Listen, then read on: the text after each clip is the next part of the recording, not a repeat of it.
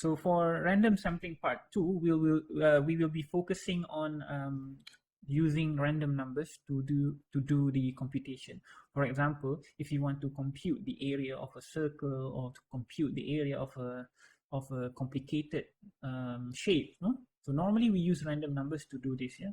But for the circle, you have the formula, you know, right? You have the pi r squared. So you just substitute the value of r. So it is you can obtain the analytical solution of the area of a circle. Okay, but if you have an arbitrary shape which is crooked, but still you know the function of the bound. Okay, for example, let's say if you want to calculate the area of A and B except the intersection here. Okay, sorry, you want to estimate the area of the shaded region here. So you can use mathematics for this particular case. You can use all of the knowledge that you have in mathematics. So, but the thing is, you will do the algebra, okay? But if you are lazy enough and then you don't really bother with the accuracy too much, then you can use Monte Carlo method to calculate the area of the shaded region here, okay? So if if you don't really care about the efficiency of the calculation, you can use random numbers, okay, to generate the shaded region. But if you are very particular with the accuracy, number one is accuracy, and if you are particular with the efficiency, then you have to go for calculus. You have to go through the mathematics. You have to go through the hassle of mathematics, and then you have to generate a formula if it is possible. If it is possible to generate a formula that calculates the shaded area here. I think for this particular case, it is still possible to generate a formula to evaluate the area of the intersection here. But let's say if I give you more problems that are complicated, then you are going to stumble upon the mathematics if you were about to do the to use calculus to calculate the area of that complicated shape. So I suggest you to use Monte Carlo method. So basically, for this particular video, I'm going to explain you on Monte Carlo area estimation. Okay, so basically you will be using random numbers to compute the area. I will not use the word calculate, because calculate, it seems that you are using a formula to find the analytical solution of the area. Now I'm going to use compute. So you are using many random numbers and then from those random numbers, you look at the average of the behavior, and then from that average behavior, you estimate the area. For example, here we have a problem: estimate the area of the shaded region. So you know the circle equation here, which is this guy. I hope you are already understood or you are already familiar with the equation here. This is a circle equation, the equation of a circle. So basically you have your x and y variable. So the vertical axis will be your y variable and the horizontal axis will be the x variable. And then we have 0.8 here. 0.8 means your radius. Okay, the radius of circle A is 0.8. Okay, if you are not familiar with the equation of circle, maybe after this you go back and you have a look at the equation of circle, but for now you just accept it as it is. This is the standard form of the equation of circle. So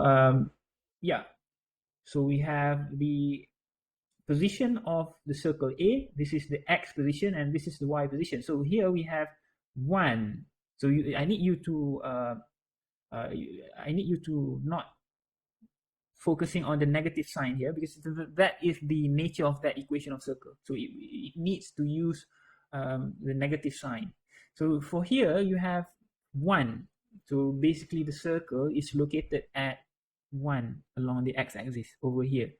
Okay, I hope you can see my cursor, yeah, which is red in color. So this is 1, and then the next one you have 2. So 2 is over here. So approximately, yeah. So I hope that you can imagine that this is 2 and then this is over here is 1. Okay. And then next we have the second circle, which is located at 2, 1. So this is 2 along the x-axis and then 1 along the y-axis. However, the second circle has the same radius as the first circle. So when you say circle A and circle B has the same, circle A and circle B have the same radius, which is 0.8, 0.8. So I have explained this, yeah. And then next, we want to estimate the area of the shaded region. So we know that the area of this guy, the entire circle here, the area bounded by the circle here is the region where the left side of the equation of circle is less than radius, 0.8. Okay? I hope you get the idea. So meaning to say, the radius is going to be the square root of this guy, the left-hand side, am I right? So the radius should be less than 0.8. So it should be less than 0.8, meaning to say it is inside. So I hope you are okay with the mathematical rigor here. Okay, meaning to say, if I say from the equation of circle, if it is less than 0.8 here, then the radius, it should be the region where the radius is less than the bound here. Because the bound here, the circle here, is when the radius is 0.8. However, anything inside is the region where the radius is less than 0.8. Okay? And then same goes to this one. So the left-hand side of the equation must be less than 0.8. Okay. So it is something confusing if you are the first timer. So meaning to say, I think you have done this. You have done a lot of mathematics during your high school, during your matriculation or foundation. So I think that you should be able to grab the idea here. Okay. So if you got problems with understanding the equality here, then you have to go back to mathematics, and then you are able to understand this. So meaning to say, anything that is less than 0.8, if the radius, because here we have the square, am I right? And then if I take it to the left-hand side, then I have a square root on the left-hand side, am I right? So the square root of the left-hand side is basically the radius, okay? So the radius is less than 0.8.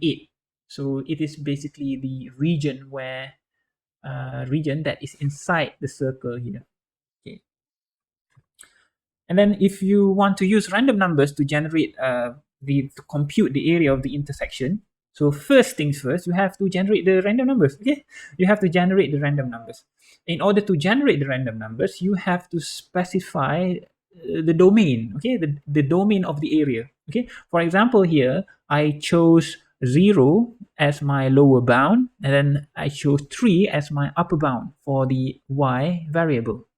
So meaning to say, I will only generate the value of y between 0 and 3, because you already know how to generate random numbers between 0 and 3, because I taught you that during the last lecture. You will be using the uniform function. Okay, I'll show you later.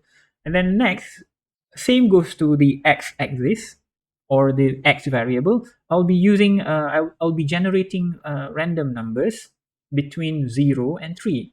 But the thing here, I will not generate integers. I will generate float numbers. Okay, I will generate floats. Okay.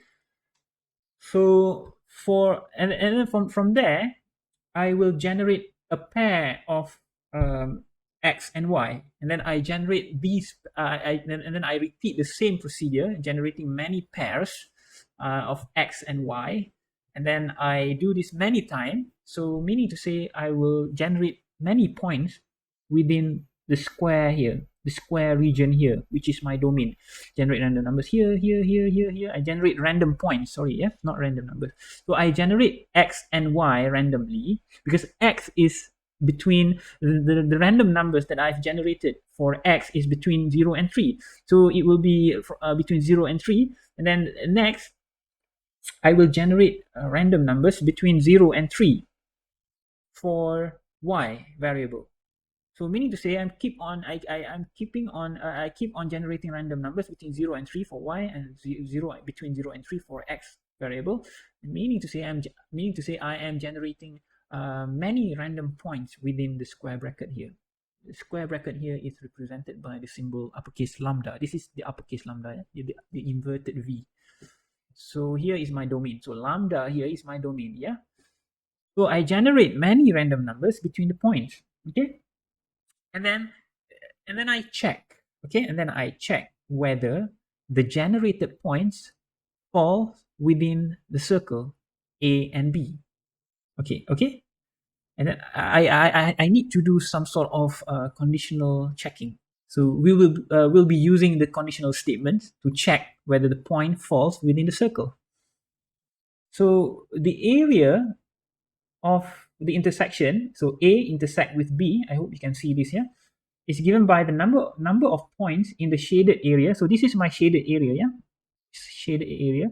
So I generate many points within the box here, and then I check whether my points fall inside the region here, okay? And then I divide the total number of points sample on my box here. Let's say if I sample 1 million points within the box here, and then from these 1 million points, I generate, sorry, from these generated points, I count how many points falls within the shaded area. Okay, again, I repeat, yeah. So I generate 1 million points within my box here, okay, my lambda box, my domain, and then from these points, I have to find out how many of them are falling within the shaded region. And then I calculate the ratio. Okay, I calculate the ratio. So the number of points of the shaded area divided by the total number of points sampled. So that's the, the fraction. But still, you have to scale. So here, the area of the box here is given by 3 times 3, which is 9. And then I have to multiply with 9. So here I need you to do some sort of correction, yeah? So it should be times, oh sorry. So here, put lambda.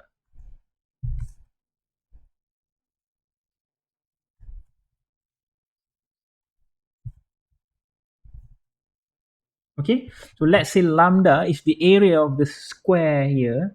So meaning to say the ratio between the number of points that falls within the shaded area here, and then you divide, the ratio between the number of points falls in the shaded area and the total number of points sample. I mean, you take the number of points in the shaded area and then you divide by the total number of points generated.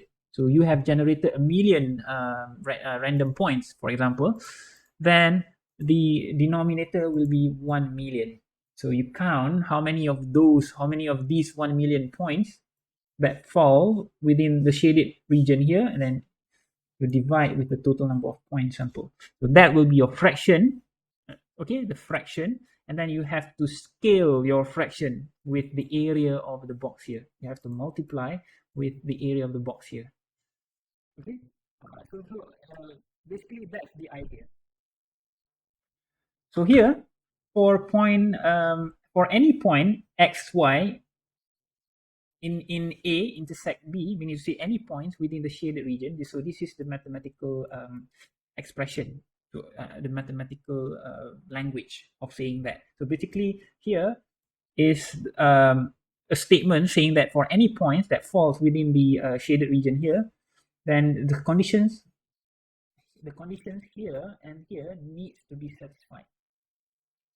Okay, so if otherwise, the point lies outside of A intersect B. So if your value of x and y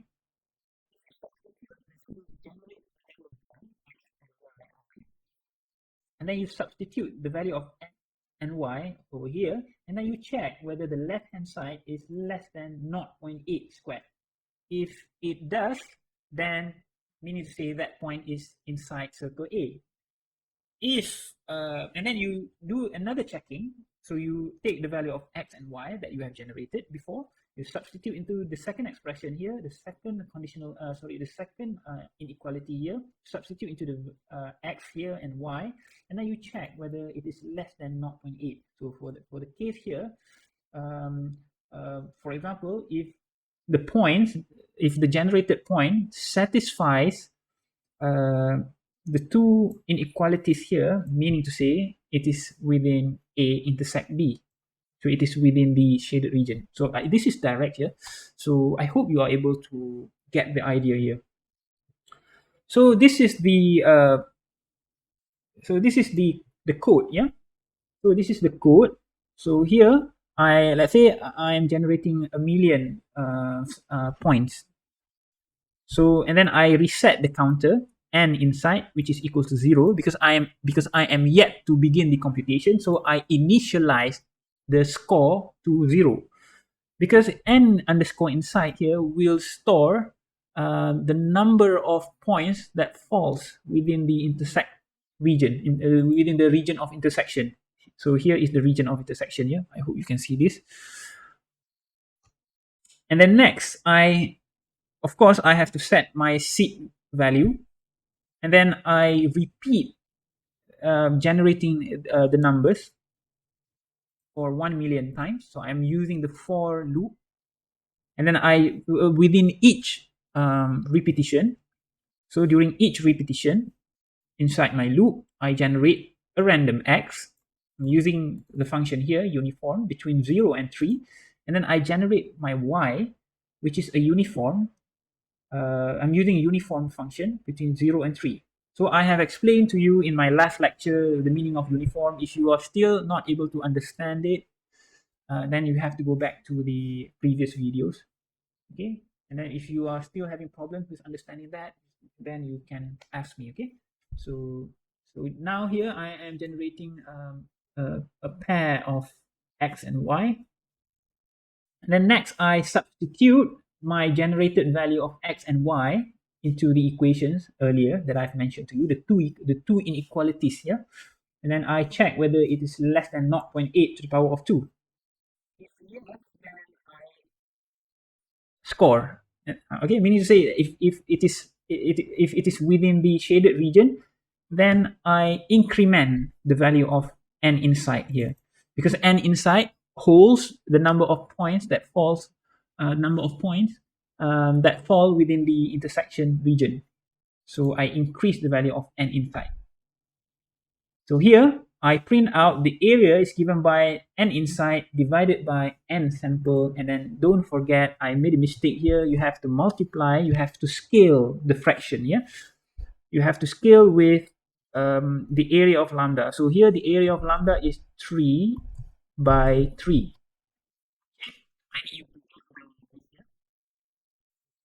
So that's the idea.